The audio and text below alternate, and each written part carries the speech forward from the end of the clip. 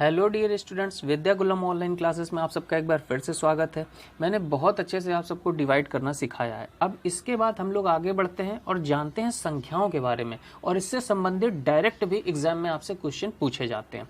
तो आज की क्लास में हम आपको सिखाएंगे भाज्य संख्या और अभाज्य संख्या के बारे में। बहुत आसान तरीके से मैं आपको सब कुछ सिखाऊंगा, आपको कुछ याद करने की जरूरत नहीं है। सबसे पहले जो स्टूडेंट बेसिक है वो कुछ बेसिक बातों को समझें। देखो, सबसे पहले तो देखिए, अगर कोई भी संख्या है, जैसे हमने लिख दिया 25 और इसमें हमने 5 से भाग लगाया, तो ये कितनी बार जाएगा? पहाड़ा पढ़िए 5 का कि 25 से ज़्यादा ना जाए। तो आप कहेंगे कि सर 5 बार चला जाएगा, 5 पंचे होता है 25, और शेष क्या बचेगा? शेष कुछ भी नहीं बचेगा, मतलब 0 बचेगा।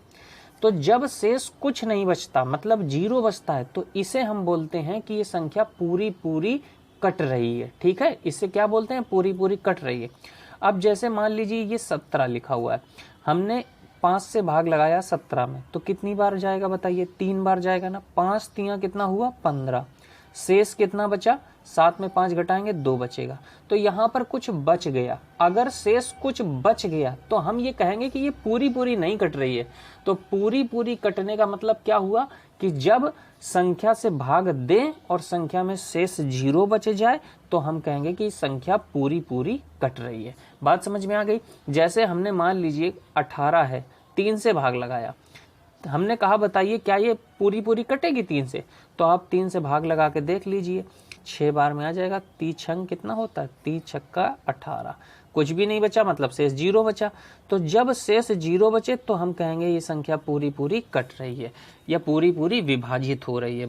अब समझते हैं भाज्य और अभाज्य संख्या के बारे में।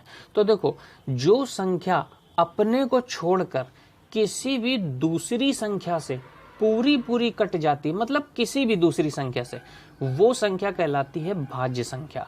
कौन सी संख्या?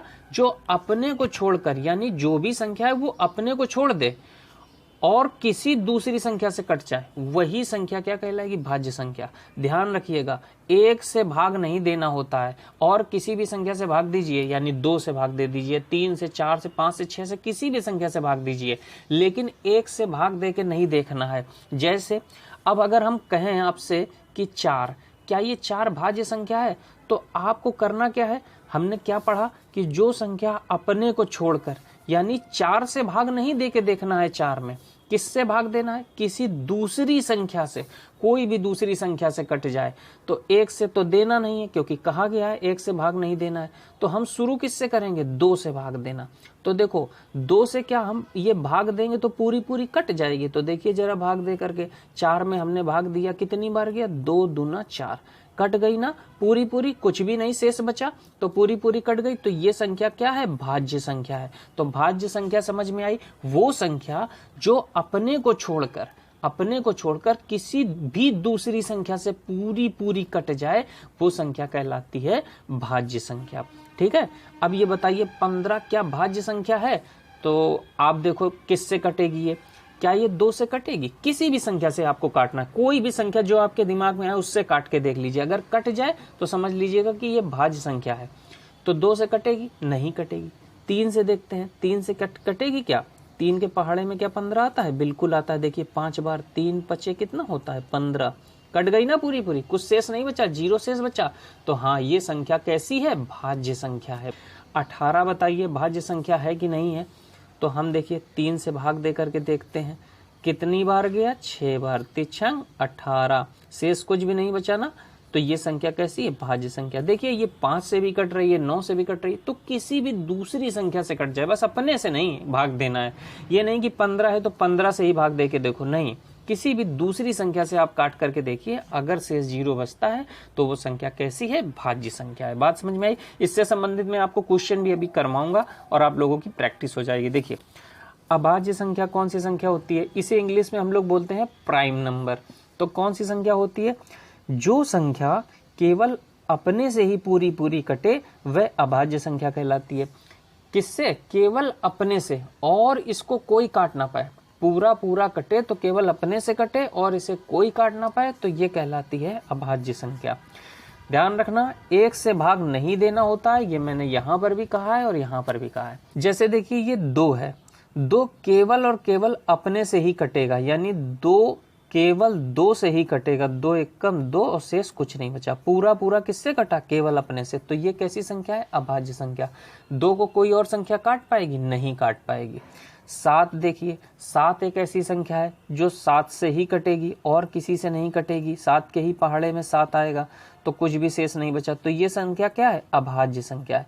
तो ऐसी संख्या जो केवल अपने से ही कटे वो संख्या कौन सी होती है? अभाज्य संख्या या प्राइम नंबर, इसे इंग्लिश में बोलते हैं। और सबसे इंपॉर्टेंट बात समझिए, सबसे इंपॉर्टेंट बात यह है कि एक ना तो भाज्य है और ना ही अभाज्य है। ये कई बार पेपर में पूछा जाता है कि एक भाज्य है कि अभाज्य है, तो ध्यान रखना एक ना तो भाज्य है और ना ही अभाज्य है। और सबसे छोटी अगर अभाज्य संख्या की बात करें तो बताइए कौन सी है? तो सबसे छोटी अभाज्य संख्या 2 है। क्यों? क्योंकि गिनती कहाँ से शुरू होती है? 1 से शुरू होती है। और 1 के बारे में हमने क्या पढ़ा कि एक ना तो भाज्य है और ना ही अभाज्य है। तो 1 तो भैया ना तो भाज्य है ना अभाज्य है। अब 1 के बाद क्या आता है? 2। यही एक पहली संख्या मिली जो अभाज्य है। तो पहली अभाज्य संख्या कौन सी मिलती है? 2।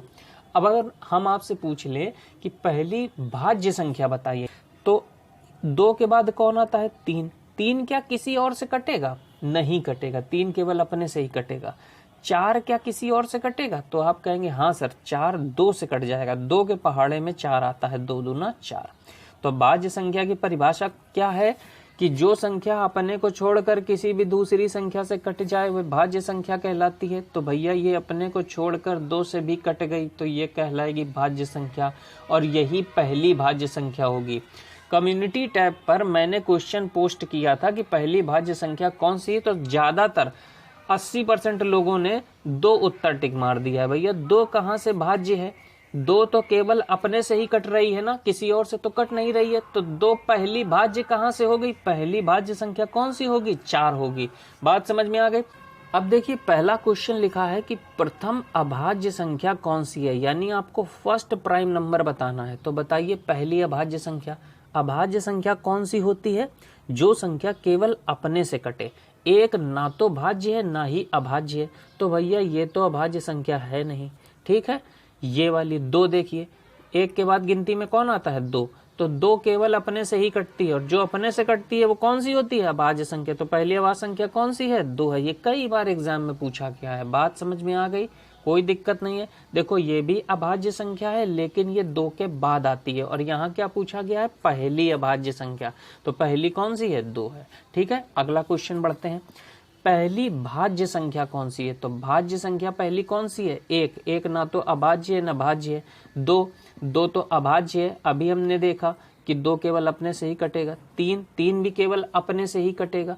और 4 ही एक ऐसी संख्या है जो पहली भाज्य संख्या है, क्योंकि ये 2 से कट जाएगी। बात समझ में आ गई? चलिए अगला क्वेश्चन देखते हैं। अगला क्वेश्चन कह रहा है कि निम्नलिखित में से कौन सी संख्या अभाज्य संख्या है, यानी प्राइम नंबर है कौन सा। और अभाज्य संख्या कौन सी होती है? जो केवल अपने से कटे, किसी और से ना कटे।